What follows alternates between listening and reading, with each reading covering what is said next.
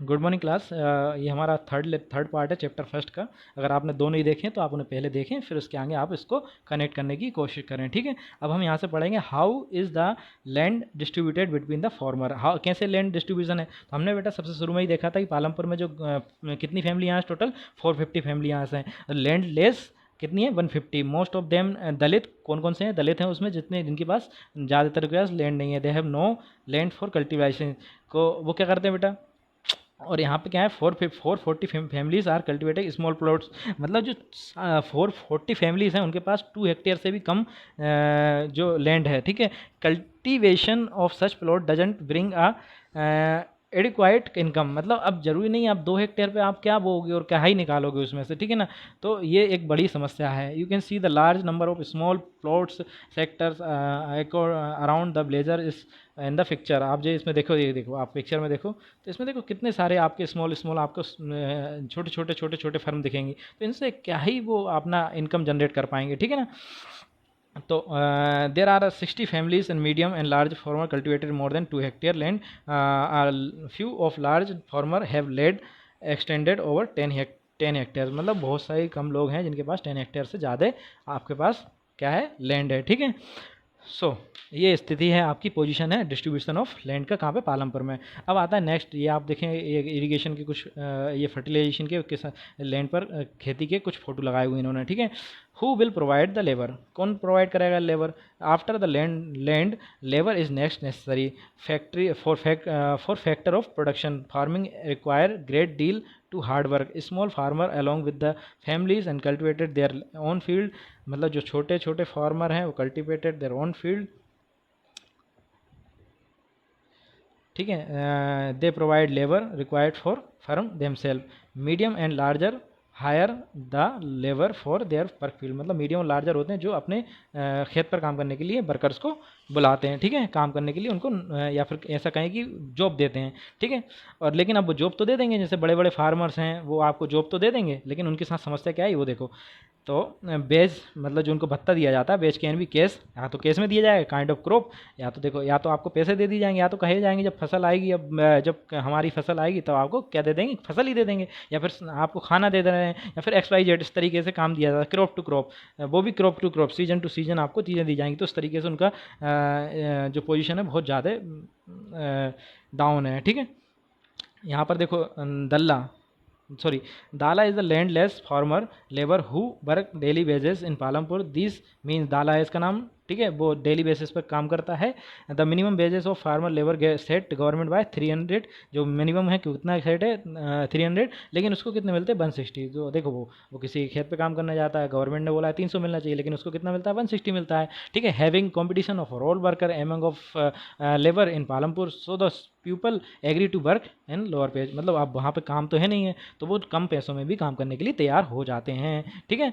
अब 6 पॉइंट आता है, क्या आता है 6 पॉइंट, क्या है बेटा 6 पॉइंट है the capital needed in farming. Capital needed क्या होते हैं, most of small farmer have to borrow money to arrange for the capital. They borrow from large farmer and village money lenders to traders to supply various inputs and cultivations, and the rate of interest is such as low high। मतलब वो लोग बोरो कर लेते हैं दूसरे farmer से, बड़े farmer से, जो मनी लेंडर जिनको ज़मींदार बोलते हैं, क्या बोलते हैं ज़मींदार, लेकिन वो उनसे क्या कहते हैं हाई रेट ऑफ इंटरेस्ट लेते हैं, ठीक है। They are put great distress to repay the loan. उनके रीपे करना बहुत मुश्किल हो जाता है उनके लिए। The contrast of small farmer they are medium the medium and larger farmer have their own saving. तो जो मीडियम और लार्जर फार्मर होते हैं उनके पास तो खुद की सेविंग होती है। जैसे मान लो उनके पास आज इतना उनके पास अभी फसल आई, उन्होंने कुछ बेच दी और कुछ अपने पास रख ली बोने के लिए, या फिर कुछ अपने पास पैसा रख लिया जो आगे काम आएगा, ठीक है। How do these farmer have their own saving. कैसे सेविंग होती है उनके पास, तो हम इसको समझते हैं, ठीक है। 7 पॉइंट है बेटा आपके पास sales and surplus product. Sales and surplus product क्या होता है, मान लीजिए आपके पास एक 100 kg का आपके पास प्रोडक्शन हुआ, तो आपने क्या कर दिया सेल कर दिया, और सरप्लस क्या कर दिया, कुछ आपने सेल कर दिया, कुछ सरप्लस कर दिया। They retain a part of wheat for the family consumption. और उन्होंने मान लो 50 किलो आपके पास कैसा रख लिया, आपने खुद के खाने के लिए रख लिया। आप जब 50 किलो तो इनके पास सरप्लस था ना, इसको इन्होंने बेच दिया, तो उससे पैसा आ जाता है, ठीक है। तो इसमें पार्ट कर कहते हैं, क्या करते हैं बेटा, they retain a part of wheat for family consumption, sell for surplus wheat, क्या कर देते हैं वो लोग, सेल कर देते हैं सरप्लस बीट को। ठीक है, ये आपके पास इंपॉर्टेंट पॉइंट है। ठीक है, इंपॉर्टेंट पॉइंट है। ठीक है, फिर इसके बाद traders traders at the market but they buy wheat and sell it further भी शॉपकीपर्स इन टाउन्स और सिटीज़, और वो जो कुछ रख लेते हैं अपने पास और कुछ वो मार्केट से बाय कर बीट एंड सेल से कुछ वो बेच देते हैं, कुछ अपने पास रख लेते हैं, कुछ शॉपकीपर को बेच देते हैं। Most of money in his bank, और कुछ अपनी जो बची हुई पैसे थी वो बैंक में रख देते हैं, कुछ खर्चे के लिए रख लेते हैं। ठीक है, इससे उनका जो बड़े बड़े फार्मर्स हैं उनको प्रॉफिट होता है। ठीक है, नाउ यहाँ पे एक स्टोरी है छोटी सी, ये देखो यहाँ पे तेजपाल के बारे में बताया हुआ है। What does Tejpal this for is running last, Tejpal put most money in bank, later he use to saving leading in farmer for Savita who were needed loan, उसको लोन लिया। He also use to saving arrange for the working of capital for farmer in the next session the year of Tejpal plans to use his earning to buy another tractor, उसने जो earning को किस लिए use किया, tractor खरीदने के लिए। ठीक है, वो नेक्स्ट सेशन के लिए रख लेते हैं, सीधी बात है। फार्मिंग जो फार्मर से जो खेती से पैसा आया उन्होंने कुछ बैंक में रख लिया, कुछ लोन दे दिया किसी को, और उससे जो पैसा आया उन्होंने फिर उससे कुछ और अदर काम करना चालू कर दिया।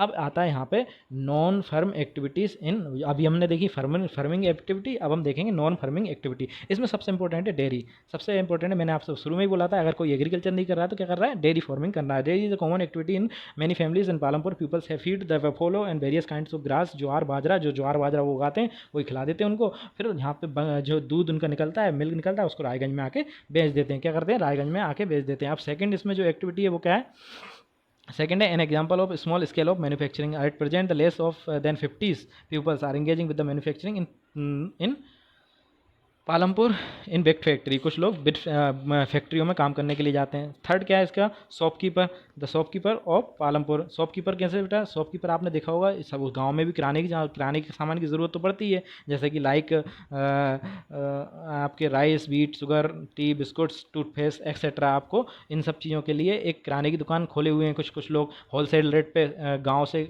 शहर से आपके पास सिटीज़ से सामान ले आए और गाँव में आके बेच दिए, तो इस तरीके का भी उसमें फर्म है। ठीक है, और फोर्थ फर्म है जो बहुत ज़्यादा फास्ट डेवलपिंग है, वो है ट्रांसपोर्टिंग का।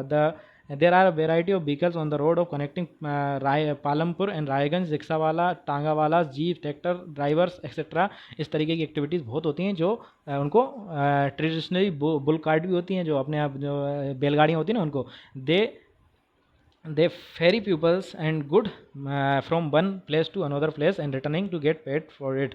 The number of pupils involving in transporting ground last several years, वो लास्ट सेवरल ईयर से आपका इन चीज़ों में उनका इन्वॉल्वमेंट बढ़ा है। ये था बेटा आपका पूरा चैप्टर कंप्लीट।